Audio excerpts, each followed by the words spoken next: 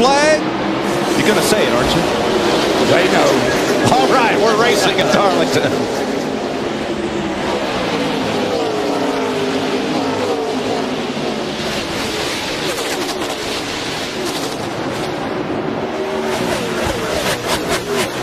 You have to wait till that last car makes it through 1 and 2 to say we had a clean start. Oh, yeah, this is nervous times right here. Nervous times for everybody.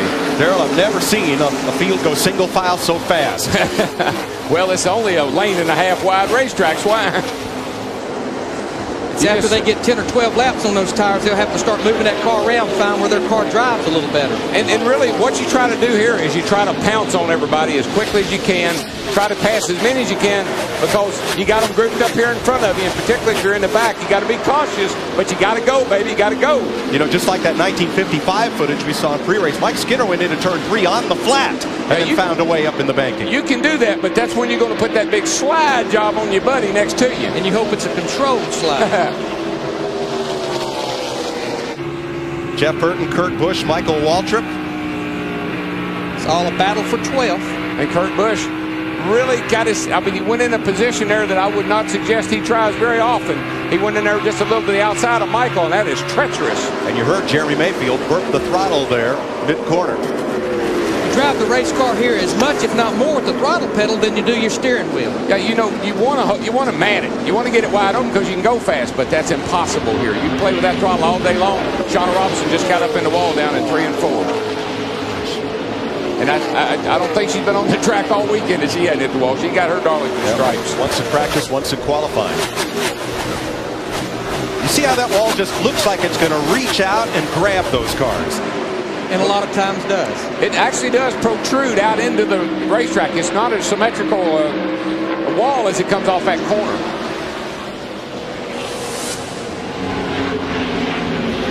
Clean and green through 4 laps. You know, one thing about all the drivers, they, for the most part, they respect this place, and they know that they have to give everybody a break. The problem you run into here is after about 2.5, 3 hours, you get tired, you get irritated, and you stop giving people breaks, and that's when we have trouble. Darrell, looks like if you're not running flat out, it's more mentally draining to hold back. It takes so much composure, Mike, to drive here because you can't race the other cars. That's not the fact. You got to race the track, and you got to play with the car all the time. Larry, how many times are we going to hear the spotters and the crew chief say, race the racetrack? You have to. I mean, you get in your own zone, and you do your own deal, and in about lap 250, you see who's left, and then you go racing. Yeah, you know what? But that's what you do. But you know what's wrong with that? There's always somebody behind you wanting you to go on. Yeah. They don't have horns. They got bumpers, and they use them. Like Earnhardt Jr. there alongside of Kevin Harvick. But I've been watching him, guys. He started back in the 23rd position. He just passed Kevin Harvick for the 16th position. He's been picking a car a lap off. He's been picking and choosing where he goes by him, Darrell. You know, I said, Dale used to do that here all the time. He qualified terrible, but when that race started, he was the guy you wanted to follow to the front. Dale Earnhardt won 9 races here at Darlington, second only to David Pearson, the track's all-time winner with 10. We're starting to see different agendas down there, 3 and 4. We see some up against the wall. We see some of the cars running right around the bottom. It's where your car feels the best. I mean, a driver doesn't want to get up next to that wall. You want to leave yourself a little room for a little margin for error. But the car just slides up there. You can't help it. Mike Skinner's had a good run. Started 29th up to 19th. There's Bobby Hamilton inside of Johnny Benson and Brett Bodine and Hunt Strickland. I talked to Mike Skinner last night. One of the big improvements from the first 4 races is they said they found about 20 or 25 horsepower over the last week. There's just no substitute for horsepower anywhere we go. Well, I think what they did, they used a Hendrick engine a couple of times and realized that one of their problems was back at the motor room. They went back home and whooped up on Runt Pittman, and I think he's responded. You know, even though we hear him playing with the throttle, you still want as much horsepower as you can have when you finally go full over throttle. All right, Matt Kenseth just went past Terry Labonte, and now Sterling Marlin makes the same pass. So Marlin will climb to 32nd. And running side by side here takes so much time out of your lap time. As you were talking about Ryan Newman and Sterling Marlin in the opening, Darrell, I couldn't help but think, as a crew chief, you talk out of both sides of your mouth, you say, be patient, but hurry, you got to go. That's right. Yeah, you're telling the driver to be patient. You got a stopwatch in one hand and the button in the other one. You got to get it, but be patient, be patient. The leader, Ricky Craven, at Rockingham, he led the first 104 laps of the race, but now he is under pressure from Jeff Gordon. And one thing you'll hear here is don't let that guy hold you up. A car can hold you up and cost you a second a lap here. There's Steve Park closing in. Jimmy Johnson and Jimmy Spencer are the top 5. 10 laps complete at Darlington. This is NASCAR on Fox.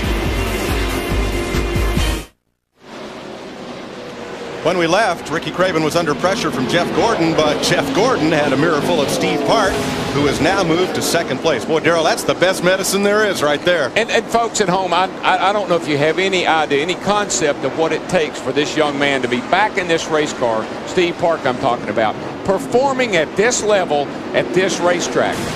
There was just a few months ago, that we thought he had a career-ending injury. He has worked he's worked hard. He's got himself back in shape, and here he is today getting ready to challenge for the lead at Darlington. You know, this type of racetrack has just always suited Steve Park. I mean, a year ago, he led the most laps, ran second here, should have won that race. This type of racetrack, meaning a racetrack that's very abrasive, wears the tires out, the car starts sliding around. He won his race at a racetrack like this, which is Rockingham. He told me, we had him on the show that night, and he said, everything's fine, I just don't talk right. He said, but then I am from New York, so I didn't talk right to start with.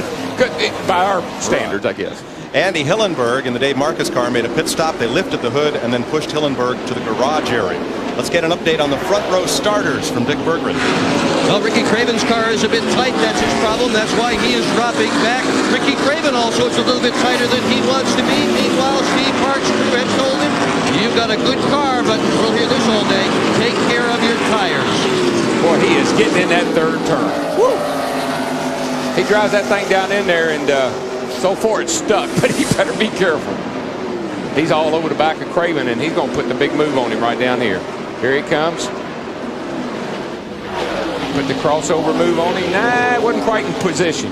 That's what you do there, though. You run that guy down in that corner as hard as you can and make him slide up the hill. Whoa! Like that slide. And all you can do, Darrell, is back off the throttle, and that's what allowed Steve Park. He was able to stay in the throttle, takes the lead here at turn 3 and 4, lap 19. Look at these fans. Look at these people on their feet.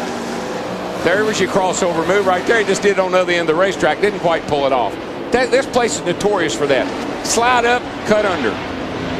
You're just carrying so much speed on the exit of these corners. I mean, you've been in the throttle for a corner and a half when you get to the exit, and you're just carrying so much speed you run out of race. Well, when you drive in that hard to get by the guy, you've got to get on the brakes, because if you don't, you'll slide into the fence. And while you're on the brakes, the other guy turns under you and drives by you.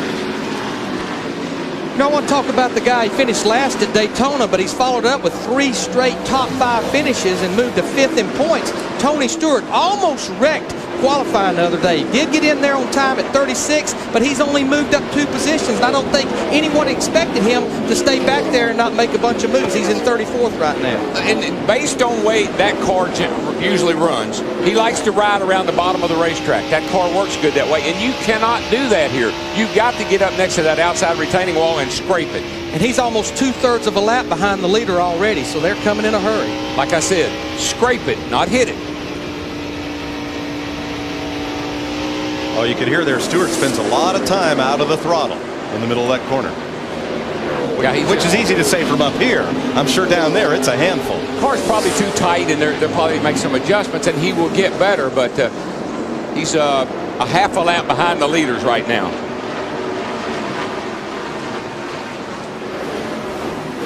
Ward Burton there being challenged as they roll down the backstretch by Bill Elliott. 2 Dodges going at it.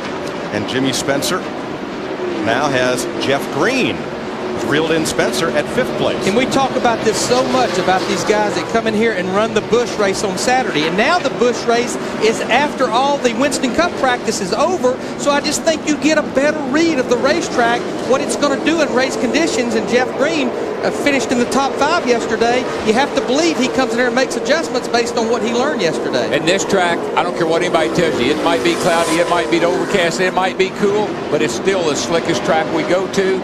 All it does is a little more comfort for the driver. Here's Jeff Burton, who's moved up to 11th.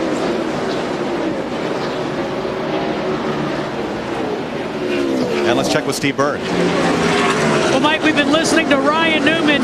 He says he's both loose and tight. The biggest problem he has in that 12 car is that he has absolutely no grip.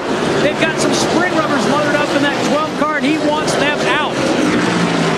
I talked to Matt Borland, his crew chief, this morning. I said, Matt, tell me about the history of this backup car. How many races? How much time do you have with it? He said, we have about 40 feet with it. From the shop to the chassis dyno to the truck. Brand new race car just finished this week. And as a driver, let me tell you, and if you haven't driven a race car, even though you build them all alike, you get in and the pedals aren't exactly where you like them, and the seat's not exactly like you need it.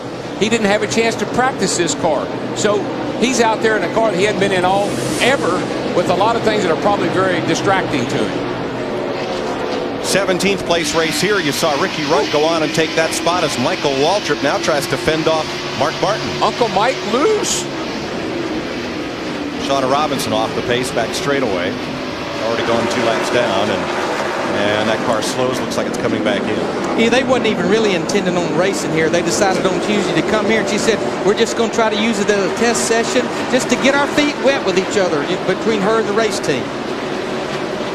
Steve Park, who last year led the most laps and finished second in his comeback race, is leading from Ricky Craven, Jeff Gordon, and Jimmy Johnson.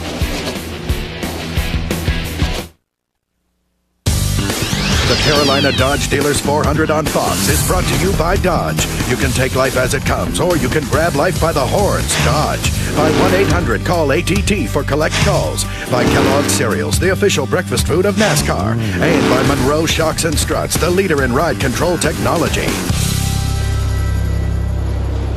Welcome back to Darlington. Steve Park leads. Hut Strickland had moved up from his 39th starting spot up to 24th, but just gave 2 of those spots back as Sterling Marlin went past and took Jerry Nadeau with him. Well, what you do when you move up like that, you know your car is good, and so you relax a little bit, and you can give up a spot or 2 here. If the guy gets the pressure on you, that's the best thing to do, is let him go by. Hut finished second here.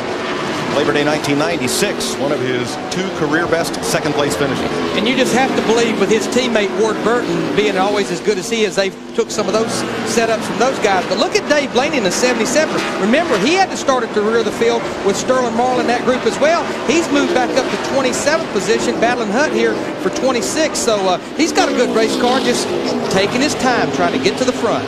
Plus, this is about 30, 35, 40 laps is when the car goes through an incredible change, like you flip the switch. Those new tires that you started to race on, all of a sudden they're not new anymore, and that thing starts to get in that Darlington slide to it. Well, a fuel window here is about 65 to 70 laps. About lap 30 to 40, the old driver comes on there and says, how much longer before we pit? That's exactly right. I need me 4 tires. And it is. It's just like you flip a switch. I'm telling you, you're riding along, car's handling good, running good, everything's fine. All of a sudden it takes off of the wall, and the next thing you know, you're out of control. But, Jeff, this is when, as a crew chief, you really start interrogating that driver, especially with different track conditions. What's your car doing? What do you need? What do we need to adjust on that thing?